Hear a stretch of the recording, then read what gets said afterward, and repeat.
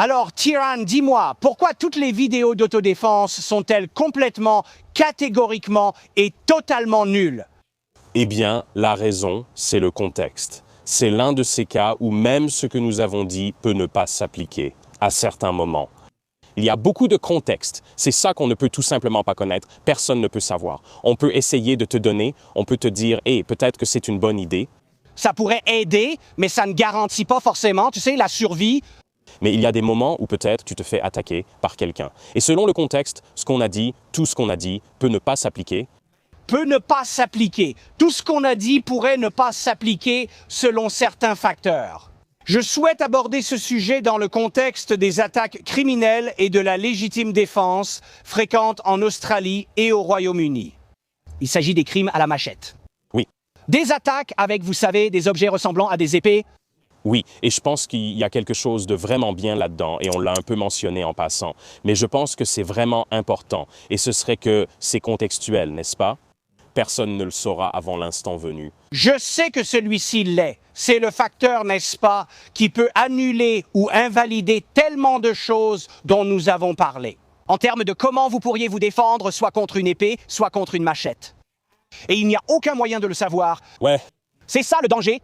c'est la netteté de l'arme. Maintenant, c'est quelque chose de vraiment difficile à faire passer à la caméra, à moins de l'avoir expérimenté physiquement soi-même, vous savez, en utilisant ces différents objets. La netteté d'une lame détermine littéralement si vous pouvez vivre ou mourir. Par exemple, comme nous l'avons déjà mentionné, si vous êtes dans une situation où peut-être vous pouvez, vous savez, mettre une écharpe sur votre bras, ou peut-être que vous avez un rembourrage épais. Et si elle a un tranchant fonctionnel, il vaut bien mieux encaisser des dégâts, peut-être sur votre bras faible que sur votre crâne. Oui, comme... Évidemment, oui, mais si c'est une épée extrêmement tranchante, là vous êtes foutu. Quand il dit tranchante, il veut dire très aiguisée. Non, je veux dire vraiment tranchante comme un rasoir. Parce qu'il y a très tranchant, On ne fait pas ça. et puis il y a dangereusement tranchant. On ne fait pas ça. Aujourd'hui, on parle des shots de rasoir. On ne refait pas cette connerie. Les épées ultra tranchantes ou même les machettes, tu vois, elles peuvent pratiquement tout découper. Laisse-moi te donner un exemple, d'accord, où beaucoup de gens ne comprennent pas la différence de performance entre très tranchant et dangereusement tranchant, ou ce que Tyran aime appeler rasoir. Ce que les gens appellent rasoir. Ouais, les gens toucheront cette lame et penseront « Oh, c'est tranchant !»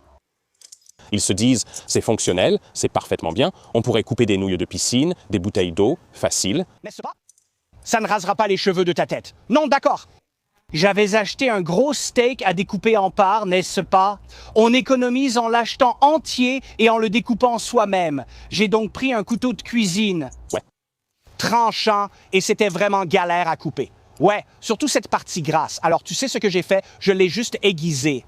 Quelques petits gestes, tu sais, avec un de ces aiguiseurs de cuisine. Et ensuite, quand j'ai coupé, ça a glissé comme si de rien n'était. Ouais, je ne plaisante pas. Quand tu as quelque chose de vraiment tranchant, dangereusement tranchant, soudainement la résistance de la chair devient presque inexistante. Le gambison est un bon exemple puisqu'on en a déjà testé un. Dans la vidéo sur la machette, les machettes bien affûtées ont bien fonctionné contre le gambison. Pas totalement comme si de rien n'était, mais c'est tranchant, tu vois. On pourrait découper des frites de piscine. Pas de souci. On pourrait découper, tu sais, peut-être une bouteille d'eau et ça passerait probablement à travers de la chair. Pas, ça ne glisserait pas à travers, mais ça traverserait la chair, ça couperait un membre, c'est ce que je veux dire. Mais si on en avait une vraiment aiguisée, ce gambison, il ne serait même pas là. Ouais, encore une fois, quand tu as quelque chose d'aussi aiguisé que possible, non? L'efficacité et la puissance de sa capacité de coupe sont multipliées par 10, voire plus. Ça peut devenir fou et les gens ne s'en rendent pas compte. Et les stocks est aussi très efficace pour ça, parce que, comme une machette, tu vois, la plupart des machettes ne sont pas les meilleures pour les stocks. Non, vraiment, ce n'est pas leur point fort. Je ne sais même pas si j'appellerais ça une machette, mais appelons-la une machette pour l'exemple, d'accord? C'est un glaive de combat. Regarde ce tranchant, cette pointe qui transpercerait tout, rien ne pourrait l'arrêter.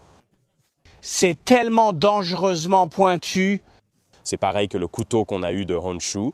Oui, celui de Honshu, oui, c'est ça. Tout dépend du contexte. On dit machette car c'est le terme courant, mais cela ne signifie pas que c'est ce qu'il faut utiliser. Et honnêtement, si quelqu'un m'attaquait avec quelque chose comme ça, tu vois, par rapport à une machette, j'aurais l'impression que ça, c'est 10 fois plus mortel. À cause de la pointe, les coups d'estoc sont en fait plus mortels que beaucoup de types de coups de taille. Oui, donc les coups de taille ne peuvent pas l'être. Avec une pointe comme ça, une extrémité comme ça, rien ne peut l'arrêter, ça va juste traverser directement. Oui, c'est là que ça devient délicat, n'est-ce pas? On en a déjà parlé. Dans chaque situation, essaie de désamorcer ou fuis si possible. Dans certaines situations, tu ne peux pas t'enfuir. Nous avons travaillé sur ce contexte. Comment te défendre contre une machette quand la fuite est impossible? C'est le sujet. Mais si c'est une situation où ils ont quelque chose de vraiment dangereux, c'est de ça qu'on parle. Aussi tranchant que possible, ce que tu ne peux pas vraiment savoir juste en les voyant le tenir, ça change complètement la situation. Comme je l'ai dit, aussi tranchant que possible, ça peut te couper la main ou le bras. Un objet très bien aiguisé peut couper un membre entier.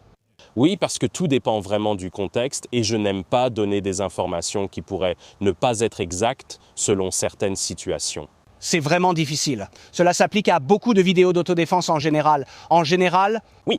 parce que j'ai vu beaucoup de vidéos d'autodéfense bien intentionnées qui ne prennent pas en compte le contexte de ce qu'un combat brutal peut devenir.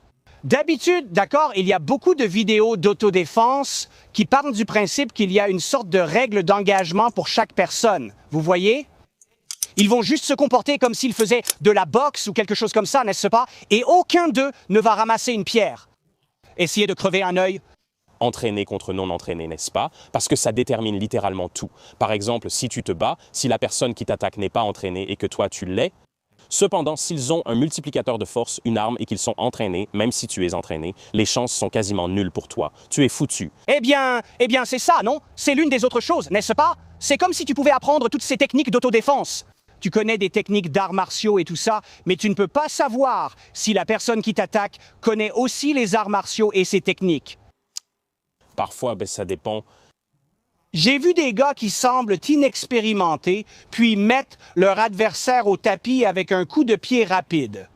Ça dépend. J'en parle car tu l'as mentionné plus tôt. Concernant les techniques d'autodéfense comme l'esquive du McDojo publiée la semaine dernière, non? La technique, si on peut dire, c'était juste essayer d'esquiver sur le côté, non? Tu ne ferais pas comme ça, même en essayant. Il vaudrait mieux juste sortir de la portée. Reculer.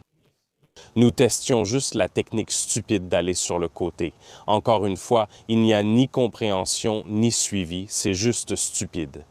Certaines vidéos d'autodéfense prennent en compte ce contexte et tentent de le partager, non? Donc, nous exagérions un peu en disant que toutes les vidéos sont des conneries. Simplement, un bon nombre d'entre elles sont comme... Même ceux qui font d'excellentes vidéos savent que c'est contextuel et que tout le monde peut le reconnaître. Je ne suis pas sûr. J'en ai vu beaucoup parler du tranchant de la lame. Ouais.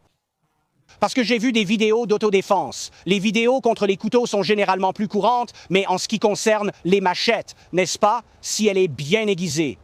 D'accord, ce truc-là va traverser presque tout.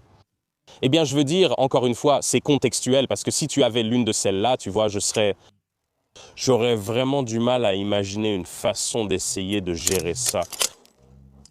Et surtout s'ils sont entraînés. Je suis foutu s'ils sont un peu entraînés et se concentrent sur les attaques des stocks, non? Tu vois, rien ne te pousse à faire ça. C'est juste non. Certaines choses pourraient encore marcher. Je prendrais une chaise longue ou un bâton pour garder la distance, taper et embêter les mains. En général, on parle du bullshito, quand tu es désarmé face à quelqu'un armé. N'est-ce pas? Dire désarmé, oui? C'est ce que je veux dire. Je suis foutu. Ouais, putain, tu vois, parce que... Par exemple, si tu disais, eh bien, tu fais une grande entaille large, eh bien, si tu es entraîné, tu ne ferais pas une grande entaille large. Je veux dire... Parce que, pour mettre ça encore plus en perspective, si tu étais sans arme et que j'avais ça, tu es... Au fait... mort à 100%. Ceci est dans le contexte où si ces épées étaient aiguisées à leur tranchante ultime... S'il l'était, même avec une épée très aiguisée... eh bien, tu serais quand même foutu. Mais si l'épée n'était que moyennement aiguisée, il y a une chance que tu puisses attraper l'appât. Tu te couperais, mais tu pourrais attraper... obtenir la pointe et la pousser à travers ta lame. Je parle de non-entraînés versus entraînés par rapport à ce qu'ils ont, tu sais, l'avantage. Le contexte est tel qu'il est difficile de donner des conseils généraux pertinents. Ouais, tu vois, aussi tranchant que possible, et tu es complètement désarmé, et tu n'as aucune autre option. Mon Dieu, tu sais, Ouais, et c'est là que tu te dis, eh bien, dans ce genre de situation, si tu es entraîné ou que tu sais ce que tu fais, tu prends la décision consciente de ce qui est la meilleure chose à faire dans cette situation donnée. la meilleure chose à faire, c'est d'être armé toi-même. Ce n'est pas toujours une option. Nous savons que la plupart d'entre vous sont américains. Ouais, vous sortez simplement une arme. Vous ne comprenez pas ça. Ouais, Oui, ne nous taquine pas. On sait et on aimerait. ouais. Mais même parfois, il peut arriver que tu ne sois pas armé, n'est-ce pas? Et quelqu'un t'attaque avec un objet tranchant, tu sais? C'était juste à mentionner vite fait, car on a fait beaucoup de vidéos avec des infos utiles, comme les gambis. Si tu travailles, Des choses comme ça.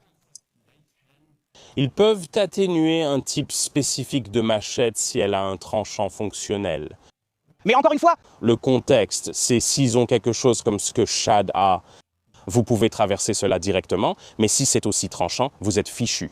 Il est donc important d'avoir les deux côtés. Je pense que oui. c'est le cas. C'est d'ailleurs pourquoi nous faisons la vidéo. Qu'en pensez-vous? Dites-le nous en commentaire, surtout si, selon vous, il existe une différence entre tranchant et dangereusement tranchant. Tasse-toi. Je ne veux pas gérer tes tasses. Journée risquée. On en a déjà débattu 3 fois.